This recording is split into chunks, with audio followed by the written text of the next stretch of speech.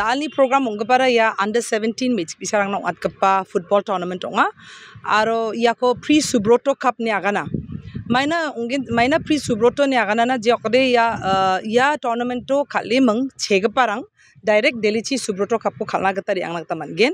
aro yano bakor aing parang ara bangbatan NCC cadet rang wa match bisarang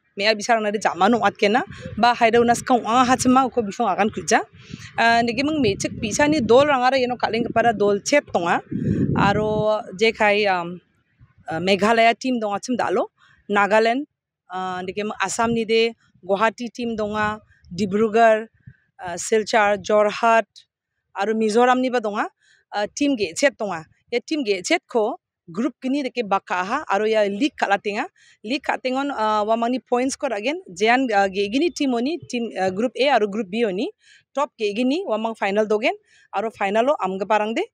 Delhi chi manga ko mangen aro Delhi chi wamang khaligen subroto cup dao final ko de 6 tarik ba sombarango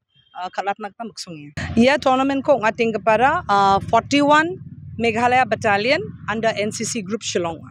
Meghalaya team na daw ching bisarang ba donga sakni mitch bisarang donga awamang bakal phainga Meghalaya team na nikemang dalo bisong Nagaland baksa khalanga ha aro 7-0 nata Meghalaya team rang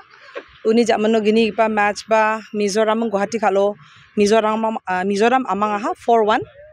Dibrugarh mang Tejpur khalanga ha uno 1-1